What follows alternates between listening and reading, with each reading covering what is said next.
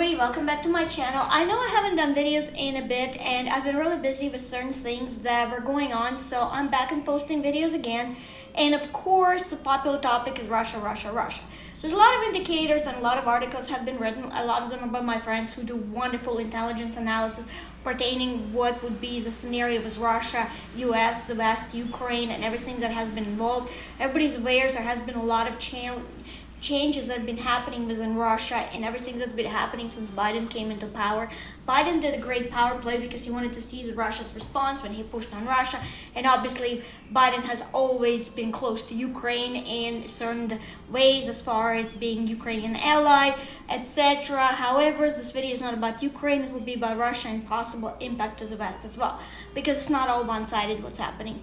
And as far as the biggest news in Russia this weekend, a lot of journalists have been visited.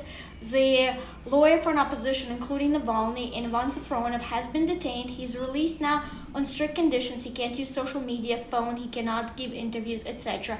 However, he vowed to still defend his clients. But what's scary about that is the attorney-client privilege, because his documentation pertaining his defense paperwork and all of the structure has been actually seized.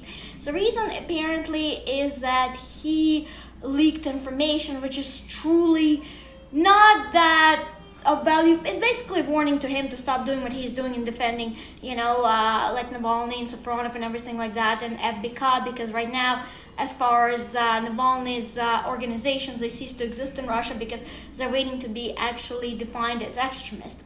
And that is part of the big scenario, but nevertheless, that's something that should have not happened. Overall, there's also Pivovarov that was visited as well. He was out of town, but his residence was searched. And the reason behind that, Russian government is saying that possibly he had a fraudulent medical note in order to obtain a weapon because he has a licensed gun. He admits to owning it, and he said once he's back in Moscow, he'll answer all the questions, because right now he's on a journalistic assignment, because as far as I know, he was covering a story pertaining to Baikal, which is a story for internal Russia environmental factors, and there's certain corruption involved in that. Outside of that, obviously journalists are really having a hard time in Russia, special opposition journalists. Meduza pretty much is almost going to be ceasing to exist. They're asking for donations because all the sponsors pulled out, because now they're named foreign agent. But nevertheless, as far as Meduza is concerned, I feel bad because they did provide great journalists, but they were not based in Russia. So therefore, technically speaking, they would be considered a foreign agent in a certain way. I mean, as much as I hate to say that, because clearly I don't agree what's happening with Russia, but in that kind of criteria, unfortunately, they do fall into that criteria, truly do. There's nothing, they can truly say about it, and that kind of was expected with everything that's coming. YouTube, there's going to be Runet is now. So RuTube, which is a Russian version of YouTube, is coming because... And the reason it's being resurrected because now the government agency is registered on them, so that means soon enough, I think YouTube eventually will be pushed out of Russia. US Embassy too now, starting May 15th, they'll be only processing situations pertaining to the American citizens in Russia. They will not be giving Russian citizens any visas at present. There's also advisory for American citizens not to renew their visas with Russia. So basically speaking, in other words, for US citizens, it's not best to be in Russia. At present, that's what's not recommended. However, it could all change because Biden plans to meet with Putin in June. However, as far as everything that's happening in Russia on all those angles, and journalists and searches and everything, as far as a possible Cold War pastoring, and some even comparing it to the 1937, which is, I don't think there's a parallel to that, because 1937 was very different in comparison to what's happening now. And as far as there's still freedom of speech to a certain level, and obviously it's not the same as the full Soviet Union was. But I also think there's certain ramifications for US especially. And I think the most who will be affected is possibly even Boeing and actually a lot of airline and defense sector. Is the reason behind it because there's a big talk right now with Russia to stop basically exports of titanium and other certain type of metals that are actually airplanes being built and defense equipment is being used. So if that supply stops, I'm not saying that the production will be halted, but there will be certain scarcity, and also newer suppliers, there will be certain issues with that. So that's one of the ways Russia can truly retaliate against US especially. And outside of the social engineering propaganda, there has been a lot of that happening now too. And even a lot of YouTubers and very solid bloggers who are actually not pro Putin at all, are actually spinning that as well, and it concerns the racial divide.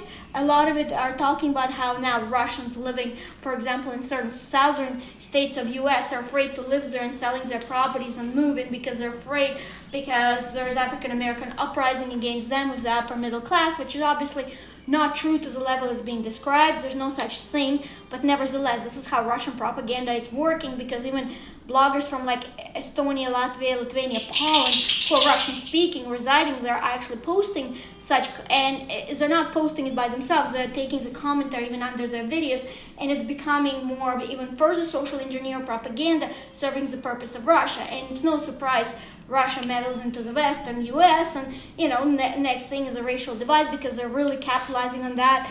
And especially a lot is being said about Kamala Harris, saying that she created certain favoritism to other races outside of Caucasians, and therefore even if they commit a crime against the Caucasians, they'll never be in jail. So there's a lot of false information being spread, because US actually has one of the highest numbers of people in jail, period. So therefore, and it's not like the arrest stopped or anything like that. So clearly that's not true, but this is what's being spewed. As far as intelligence is concerned too, there's some concern, because now US Embassy cannot employ Russian nationals or any nationals who are not American, pretty much. All embassies are actually going to be on that type of scenario. So basically meaning that gathering intelligence for, let's say, US intelligence will be much harder, because number one, there's a foreign agent, anybody who communicates, receives any gift of any type of PayPal, anything from a foreign nation outside of Russia is considered foreign agent. And therefore their bank accounts could be halted. Certain even journalists from Radio Liberty Svoboda having hard time when they're designated as such, because they can't really have certain bank accounts, they're scrutinized, there's ways around it, but it's becoming more difficult. A lot of journalists are even willing to write for free now in Russia just to avoid being paid from anywhere outside of Russia, because once you're labeled a foreign agent, never mind the disclaimer you have to put everywhere, it's also everything else that comes with it, as far as, like I said, financial, any type of travel, any type of anything you do. Also, journalists now covering events have to have, as always, had to have recently lined vest to be identified. Now they also have to have a QR code specifically signed to them that they have to wear in the back of their vest.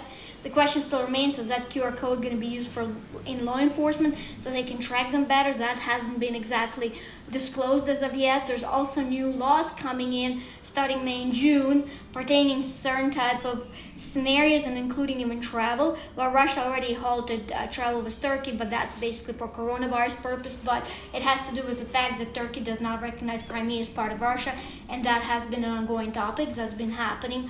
Also, there's certain discouragement to travel outside of Russia, period, with certain type of angles being involved. There's also new laws that's supposed to take place in the next 2 months that's going to be coming in, and it's allowed under the new constitution amendments that took place last year, obviously, in the referendum that took place.